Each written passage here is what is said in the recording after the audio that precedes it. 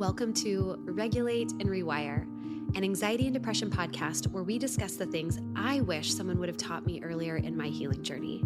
I'm your host, Amanda Armstrong, and I'll be sharing my steps, my missteps, client experiences, and tangible research-based tools to help you regulate your nervous system, rewire your mind, and reclaim your life. Thanks for being here. Now let's dive in.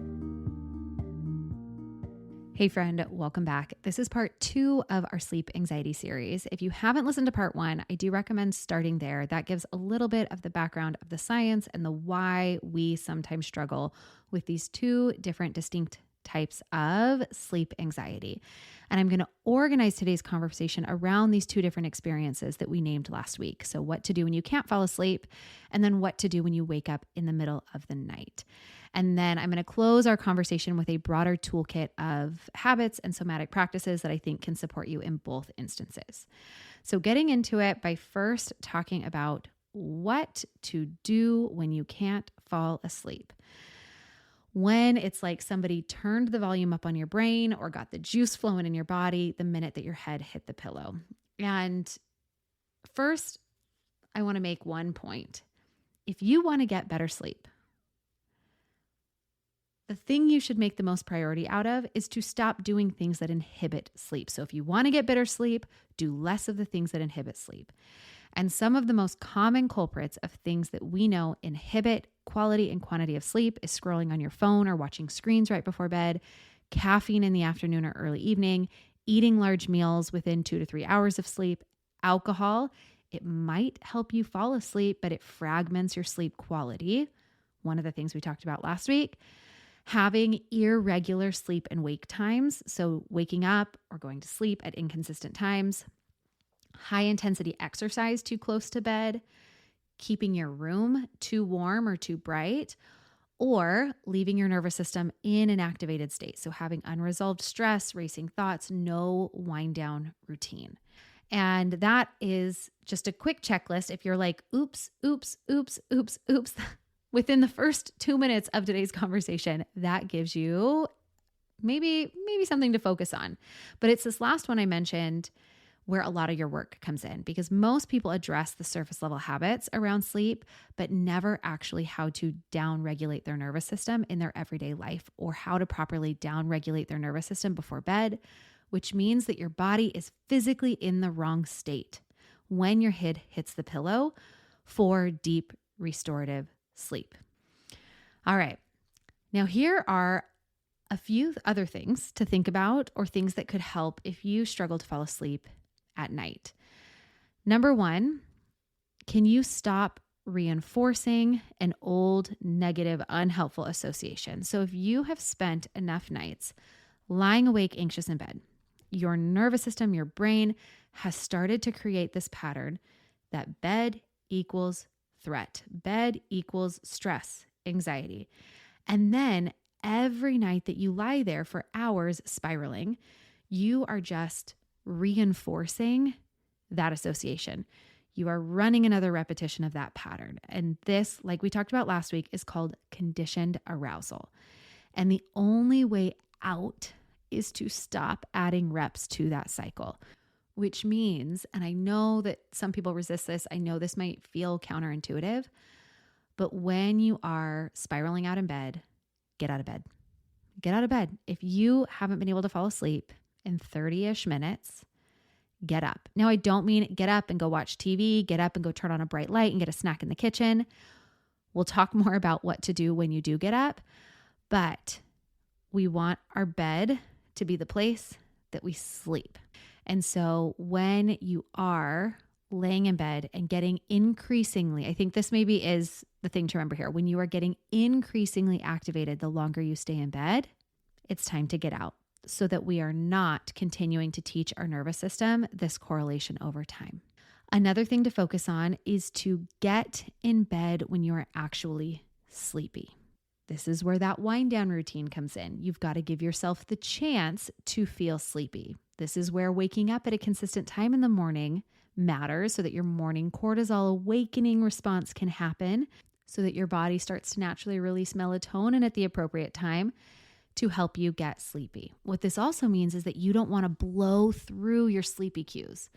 So if you are getting close to 8 o'clock, 9 o'clock, 10 o'clock, and you're starting to feel sleepy, but you just want to finish this one more thing, or you just want to, don't do it.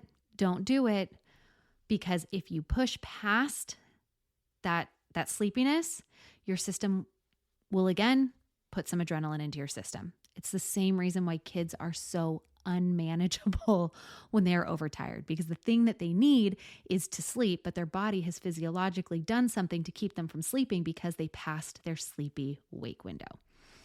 So only get in bed, or try your best to get in bed when you're actually sleepy, because we want your nervous system to relearn that bed is the place that your body goes when it's already moving towards sleep, right? This also is going to help with that negative association between bed. This isn't the place we go to lie there, wait, and worry. Bed is for sleep. Bed is not for scrolling. It is not for watching things that leave you activated. It is not for lying there and rehearsing tomorrow. Bed is for sleep. Bed is for sleep. Bed is for sleep.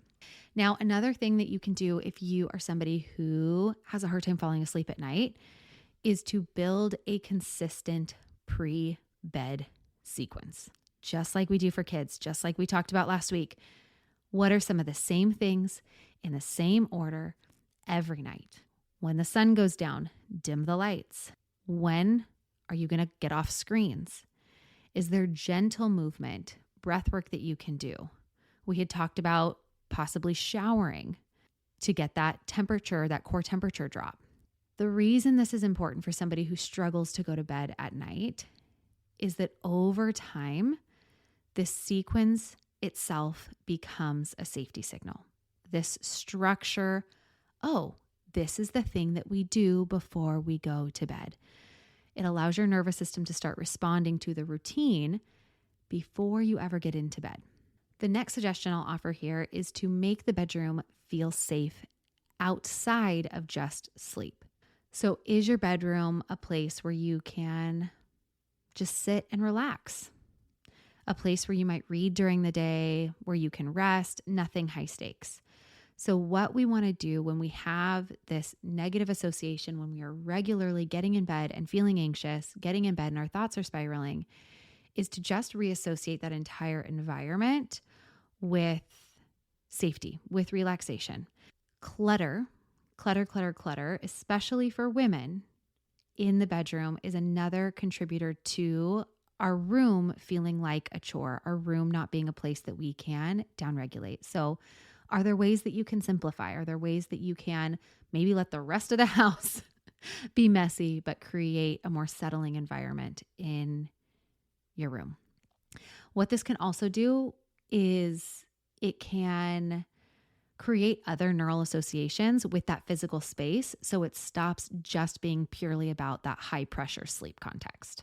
Another thing to noodle about, if you're struggling to fall asleep at night, can you change the goal? And I think this one's really, really underrated. So instead of thinking like, I have to fall asleep, can we shift our thought into, I am resting? Instead of thinking, if I don't fall asleep, tomorrow's going to be ruined. You can try thinking, this is uncomfortable, but there are ways that I can rest even if I'm awake. And this is something in preparing for this episode, it put in my mind. And I actually was having a really, really hard time falling asleep just a few nights ago. And I had that thought and I said, I wish I could fall asleep right now, but I can rest even if I'm awake. And what would feel really restful for me right now? And I started to breathe a little bit different. I settled my system. It still took me longer than I wanted to go to sleep, but I wasn't spiraling out about it as much as I sometimes do. So with this, every time you get into bed and your system has that association and it kind of braces for the battle to sleep, when this happens, you are reiterating that there's that threat. But every time you get into bed with this genuine permission to just rest, and maybe it's okay if you don't fall asleep right away, or it's okay that you don't fall asleep as fast as you want to, but this is just a place to practice being restful, we kind of chip away at that intense association. And what we're trying to get at again is sleep that comes as a byproduct of regulation.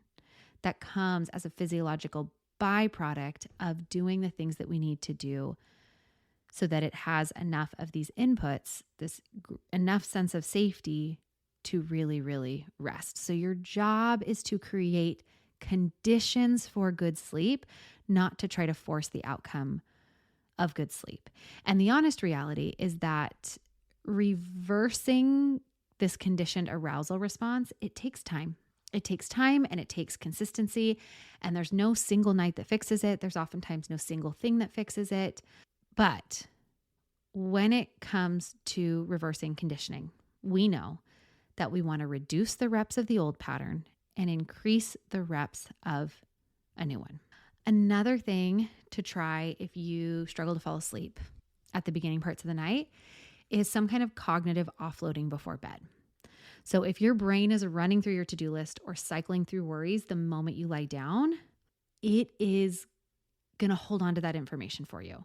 Is there a way that you can give it a place to rest? Maybe you keep a notebook by your bed and do a brief brain dump before you go to sleep, not to solve anything, but just to get it out of your head. Once it's on paper, oftentimes our brain can let go of doing its job. Something that has been really helpful for me, I try to get off my phone at least a half hour before bed, if not more. One of the last things I do before I plug my phone into the charger is I look at my schedule for the next day. This might be the opposite of what some of you want to do. For some of you, this might create that spiral of anticipation for the next day. But for me, it just helps me, hey, today's done. What does tomorrow look like? Because I want to be aware of it right now so that in 30 minutes, 60 minutes when my head hits the pillow, I'm not wondering, what am I doing tomorrow? What needs to be done tomorrow? I look at what's on my schedule for tomorrow. I take note of the priorities. I maybe add a little to-do list to the top of tomorrow. And then I've offloaded it. My brain is done. So taking a minute to pause and reflect on some of the things that I just shared, is there one or a couple of those that feel like they might be helpful for you? If so, take note. Now let's shift into talking about what to do when you wake up in the middle of the night and can't seem to go back to sleep. Because for me, when I've experienced this and what we hear from many of our clients is this is when you feel the most helpless. Because a lot of times it catches you off guard. You were asleep and now you're not. You were resting and now it's 2 a.m. and you are feeling wired and you have to be up in a few hours. So the first and most important thing that I want to say is this: you didn't wake up because you were anxious.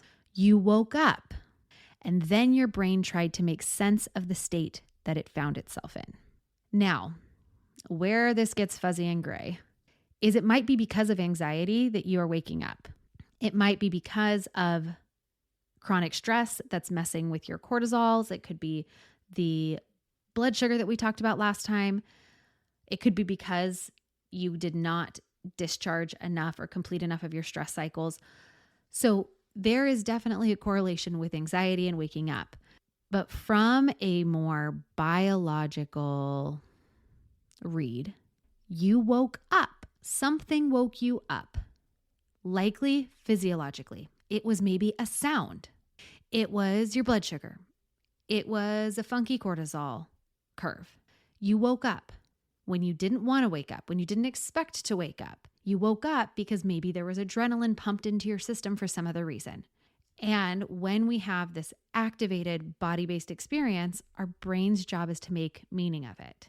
And that meaning that it tries to make of it is what oftentimes results in the restlessness and in the thought spiraling, which then feeds further activation into our system. And this distinction matters because it means that the spiral of thoughts isn't the cause. It is the response. And you can work with a response. So your only job in that moment is to try to bring the intensity down. We're not trying to eliminate it. We're not trying to fix it. We're not trying to outthink our overthinking in the moment where our prefrontal cortex is offline because it's the middle of the night. We are doing whatever we can to settle the body, to settle the nervous system enough and hope that it can find its way back to rest. And what I want to talk through now are a couple tangible things that you can do, a couple ways that this might look. So number one could be to change your position. Could you sit up?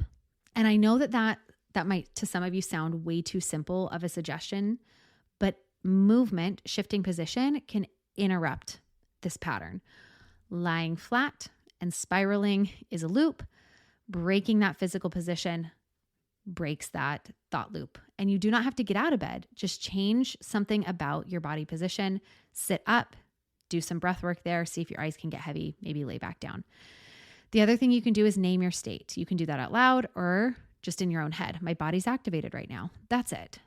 Not why is this happening again? Why is this? Is there something wrong with me? Just on repeat. My body's activated right now. My body's activated right now.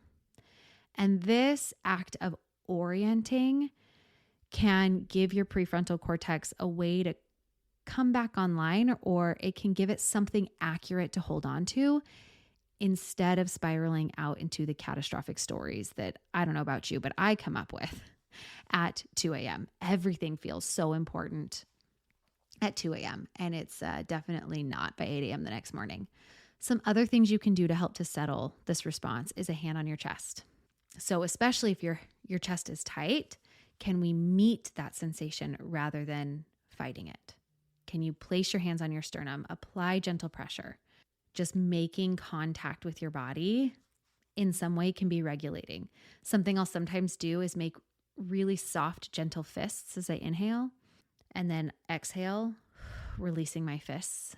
Kind of that physical release sometimes gets my brain to release as well. And if you do want to try some breathing, two of my favorite practices are a physiological sigh. So it's a double inhale through your nose with a long exhale out your mouth.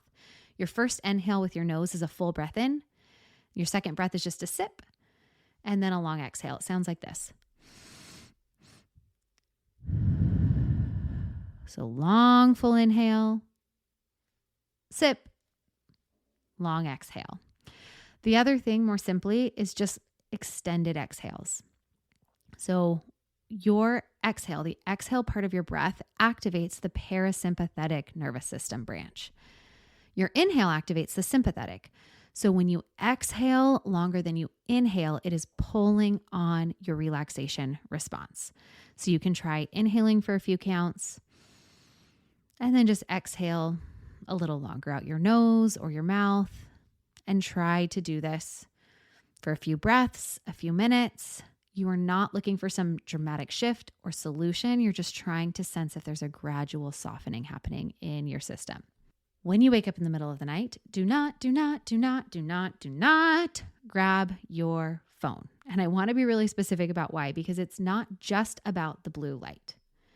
Although even a second of 1 second, you're like, I'm just going to check the time really quick. 1 second of that light into your eyes communicates to your system it's time to be awake. But also your phone is an unpredictable content device, whether it's social media or whether it's, oh, look, I have a missed call or somebody texted me after I fell asleep. You do not want anything else that is going to pull you into more arousal. At 2 a.m., when your system is already activated, your phone is like pouring gasoline on a fire. If you do need to get out of bed and fill your time with something, what is something that you can occupy yourself with that is not stimulating for your nervous system? Could be a book, quiet music, some breath work, just going and sitting on the couch and seeing if you can be there until you're tired. The other thing with this, and this could be maybe if you're having a hard time falling asleep or the middle of the night wake up, but it's something that is often called the 20-minute rule. So if you have been lying awake in bed for more than 20, maybe 30 minutes, get up. Get up. Do something calm. Do something in very, very dimmed light. It could be gentle stretching, drinking something warm, just sitting quietly until you start to feel sleepy again. And I know that can feel counterintuitive. It is counterintuitive to get out of bed when you're trying to sleep, but it works because every time you lie in bed awake and activated, what are we doing? We are running another rep. We are strengthening that cycle that says bed is for anxiety.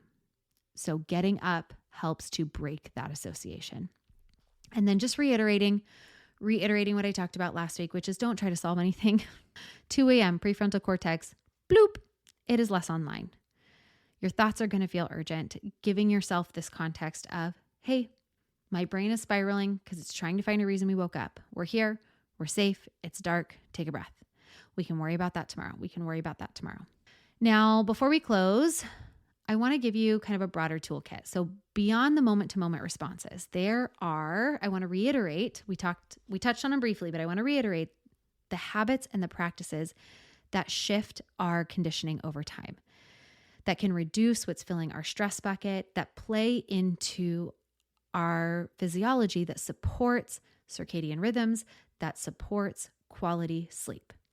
And the first one I'm going to talk about is caffeine and alcohol. So caffeine has a half-life of 5 to 7 hours for most people, which means that if you are having caffeine after, let's say, about 12 o'clock, it is likely still in your system at bedtime.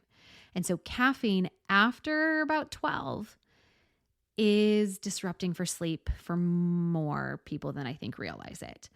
And then there's alcohol. While alcohol feels like it can help you fall asleep initially, it fragments your sleep significantly in the second half of the night, which is a really common driver for those 2 to 4 a.m. wake-ups. Then reiterating morning sunlight and a consistent wake-up time. These two things together are, I think, the most powerful regulators for your circadian rhythm.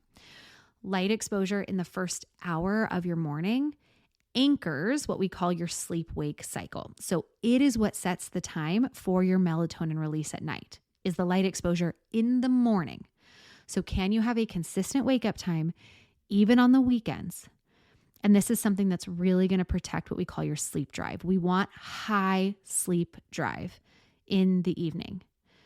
And so I know this isn't like a glamorous intervention, but get outside within the first hour of being awake with naked eyes. You can have like glasses or contacts in, but you don't want to be wearing sunglasses. You actually want the sunlight kind of directly into those eyeballs. I shouldn't have to say this, but I will. Don't stare directly at the sun. That will cause damage to your eyes. But getting out in the morning, or if you're somebody who wakes up before the sun is up, when you wake up, put on bright overhead lights. And then as soon as the sun is up, can you go outside for 10 or so minutes? Another thing that can increase our sleep drive in the evenings is movement during the day. So exercise, for a couple of reasons. Exercise is one of the most effective ways that we can discharge accumulated stress. It also is a big cortisol regulator for folks. And our movement doesn't have to be intense. It could be daily walks. The other thing to note here is that timing matters somewhat. Very intense exercise close to bedtime can be disruptive for sleep. So if you're going to do more intense exercise, the earlier in the day possible tends to serve you better for sleep. But you want to move during the day, and you want to move pretty consistently throughout the day. So this is if you work a sedentary job, can you get up? Can you take walking breaks? Can you go walk on your lunch, go to the bathroom? Even if you're just getting up for a couple minutes every hour, moving throughout the day and then having a little bit more of a structured exercise time can be helpful for sleep. Then reiterating what I've mentioned, keeping the bedroom cool, dark, and quiet. Cool, dark, and quiet. Your core body temperature needs to drop to initiate and maintain sleep, and cold rooms support that. We want a cold room. If you're hot, you're going to have worse quality of sleep. If there's lights in your room, you're going to have worse quality of sleep. If there's sudden noises, so maybe you need a white noise machine to kind of take the edge off of any and all sensory burden for our nervous system. We talked already about a couple of the breath practices. So the physiological sigh is one of the fastest ways to downregulate your nervous system because it works on impacting your CO2 levels and stimulates your vagus nerve. So that double inhale through your nose with that long exhale, do that 2 or 3 times. An extended exhale breath, breathing in, extending your exhale out longer than your inhale. Another practice that's one of my favorites to do when I just know I'm taking a lot of charge into my evening is something called legs up the wall. And it's exactly as it sounds. Go put your butt where the floor and your wall meet, and then put your legs up. This is a really passive but restorative position that directly activates our parasympathetic nervous system, our relaxation response. Because what's happening is it shifts blood flow. Using gravity, the blood from our legs pulls back up to our heart. Our heart doesn't have to work as hard to pump. Our heart rate slows down, which naturally tells our breath rate to slow down. Doing legs up the wall for 5-10 minutes, just breathing naturally, is a really, really supportive practice if you struggle to get to sleep or stay asleep. Now, before we wrap up, I will share one more somatic practice and a health tech tool that I have been using and really loving. So the somatic practice is called orienting. So this is a practice that helps to tell your nervous system it is safe in the present moment. You are actively resourcing for cues that put you in the present moment and communicate a sense of presence and safety. So what this might look like is sitting in bed, slowly scanning the room around you, slowly rotating your head, letting your eyes follow, and just taking in what is actually in your room. You can touch the sheets, the mattress, naming what you feel, noticing temperature or texture. So this in some ways can be a mental exercise for presence, for mindfulness, but it's also a body-based signal or body-based signals that we're tapping into. Ones that say, I am here, I am okay, look, there's no danger present. Pleasurable or neutral noticing or sensations read as safety to our nervous system. And your nervous system responds to present moment sensory input more than it responds to logic. And so a lot of times, especially when the thoughts have started to race, what we need to do is we need to anchor in to a more sensory state. Anchor out of our mind into the body and orienting, taking things in visually, taking things in with touch, noticing 3 sounds you can hear. Is there anything you can smell? And allowing yourself to move through those senses, orienting you to safety, to neutrality in the space that you're in. Then maybe layer in some breath work to help you settle into more rest. And the last tool I'll tell you about is something called an Om breathing lamp. So this is a bedside lamp that has a small stone-like feature on top. When you pick it up, it has these sensors on the bottom of that stone that lay in your palm. And those sensors read things about your current biodata. It reads your heart rate, your blood pressure, and it guides you into something called resonance breathing. So resonance breathing is a slow-paced breathing practice that has specifically been studied for its effects on the nervous system. So it has this ability to stimulate your vagus nerve, it can increase your heart rate variability, and it has become one of my most consistent nighttime tools. And what it does is when you pick this stone up off the lamp, it begins to vibrate gently in your hand, as well as there's a soft light on the lamp that cues you when to inhale and when to exhale.